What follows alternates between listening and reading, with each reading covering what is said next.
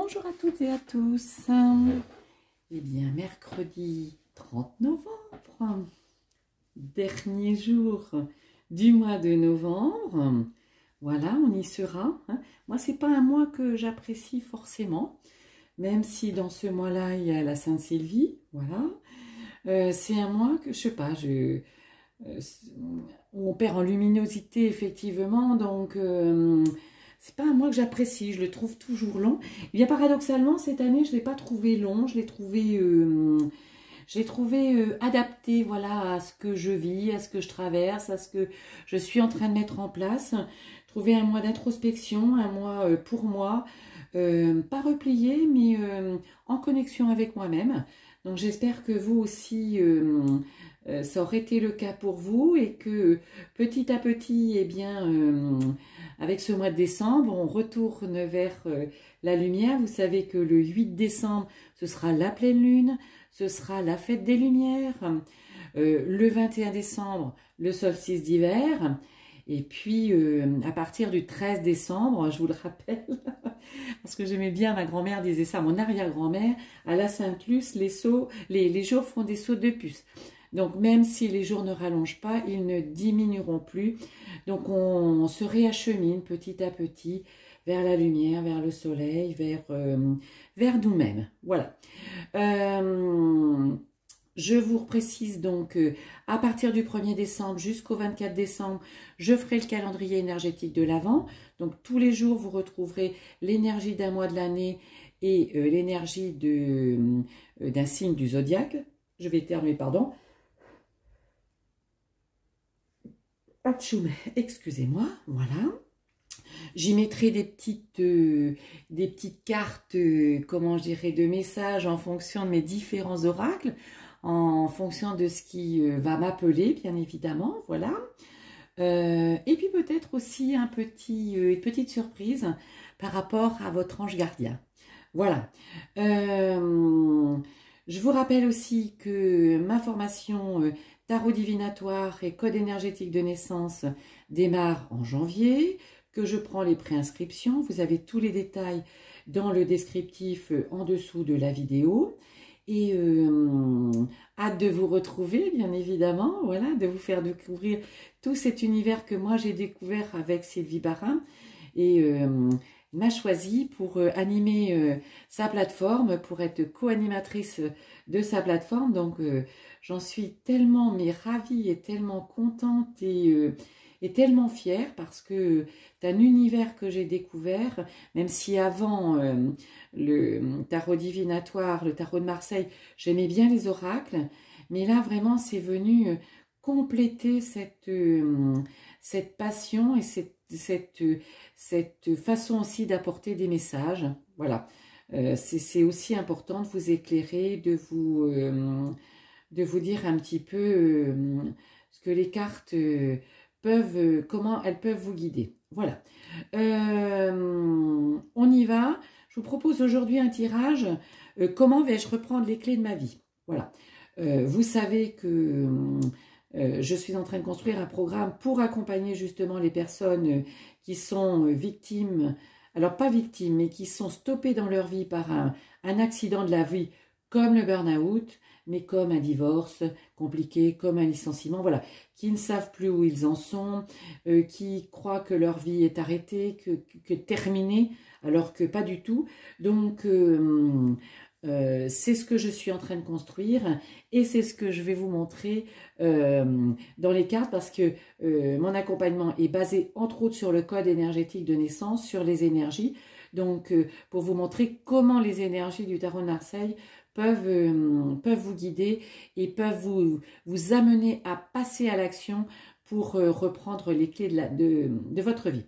Alors, on va regarder dans quelle énergie vous êtes, ce qui est facilité pour que vous les repreniez, ce qui pourrait être en warning, je dirais un petit peu en frein, voilà. Ce que vous allez faire, ce que vous devez faire, ce que vous ne devez pas faire, résultat 3 mois, résultat 6 mois, et puis une orientation générale.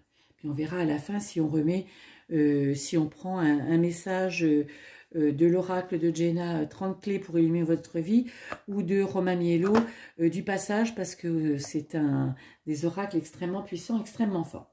Alors, regardons de suite dans quelle énergie vous êtes. Vous êtes, ben oui, vous êtes en pénitence. Et l'ermite vous dit avance, avance. C'est ce que vous voudriez, avancer, en mettant votre passé derrière vous pour vous éclairer votre avenir. Voilà, pour éclairer votre avenir.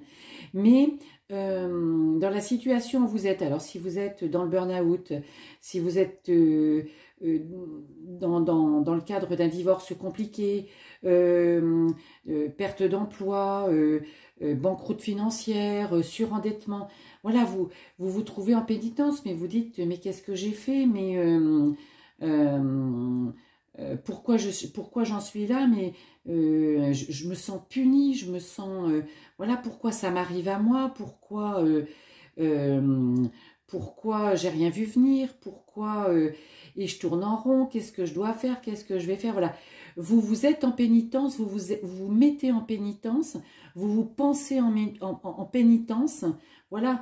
Et cette pénitence, finalement, est-ce que vous allez vous posez la bonne question, parce que vous dites je suis là à cause de mon patron, à cause de mon ex, à cause de mon travail, à cause de la société, à cause de l'inflation, à cause, voilà.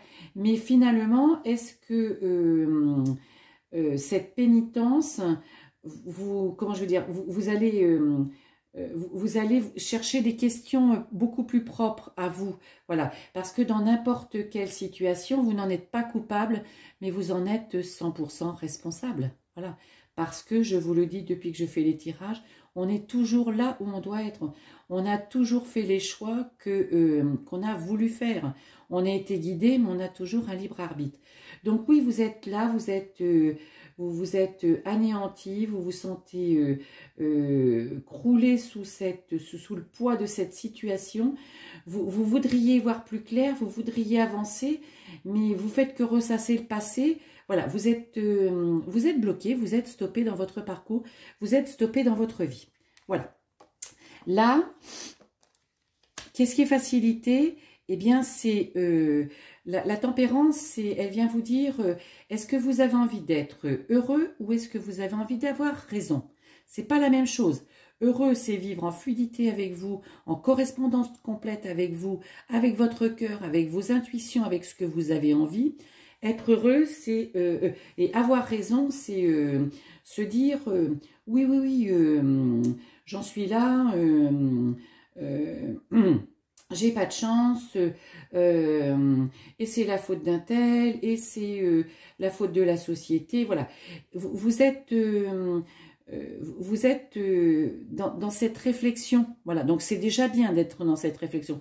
Est-ce que vous voulez avoir raison ou est-ce que vous voulez être heureuse? Voilà, sachant que vous êtes protégé, donc vous êtes guidé, vous êtes poussé à avoir ce genre de réflexion pour avoir, dans un premier temps, je dirais, un compromis déjà avec vous, puis peut-être avec les autres aussi, hein, parce que dans une situation de burn-out, on en veut à toute la terre entière au départ, hein, alors que finalement, c'est une épreuve, c'est un passage pour se reconnecter à soi, hein. C'est pour se retrouver, c'est plutôt une belle opportunité, mais au début on ne le comprend pas. Voilà. Et donc, cette protection, le fait d'être poussé vers ça, eh bien, je dirais que c'est vraiment un plus. Il faut vous poser les bonnes questions. Pourquoi je suis là? Pourquoi moi, je suis touchée par ce burn-out? Pourquoi maintenant? Voilà, qu'est-ce que j'ai fait? Qu'est-ce que j'ai pas vu? Est-ce que je suis vraiment la seule sur Terre à vivre ça? Donc voilà, c'est vraiment cette introspection, c'est ce qui est développé, c'est ce qu'on vous pousse à faire et c'est ce que le burn-out pousse à faire, ou n'importe quel accident de la vie, parce que comment je dirais, l'accident de la vie que vous vivez va vous emmener vers une autre vie. Au départ, on ne le sait pas, mais c'est toujours comme ça, c'est toujours comme ça. Qu'est-ce qui pourrait vous freiner? Ben, de pas croire, effectivement, de pas croire que vous allez vous en remettre, hein, voilà, et de peut-être de le bloquer. de bloquer ce nouveau départ en pensant non, c'est pas possible, comment je vais faire.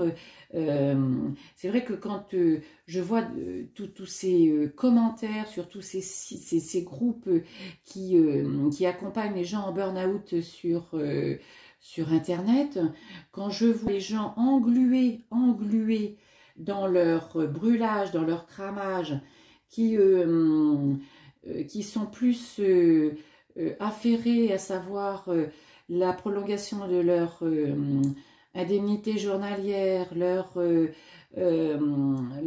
loyer à payer, le côté matériel. Alors je ne dis pas que c'est moins important, hein. Attention, ne vous méprenez pas, mais c'est pas avec ça que vous allez vous en sortir. Et le fait de tourner en boucle dans cet univers-là, ben effectivement, ça empêche votre réflexion, ça empêche votre mindset de changer, ça empêche de vous poser la question, est-ce que je veux avoir raison ou est-ce que je veux être heureuse? Voilà. Qu'est-ce qu'il faut que vous fassiez? Ben, voir les choses autrement. Voilà, arrêtez de vous mentir, lâcher prise, voir les choses autrement. Voilà.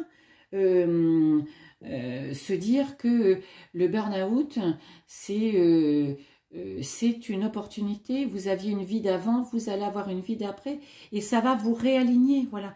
Pour ça, il faut voir les choses autrement. Il faut vous laisser conduire par votre intériorité sur la compréhension de cet événement. Alors, je parle du burn-out, mais ça peut être aussi la banqueroute financière. Hein. Pourquoi vous en êtes arrivé là? Pourquoi vous avez dû vendre votre maison?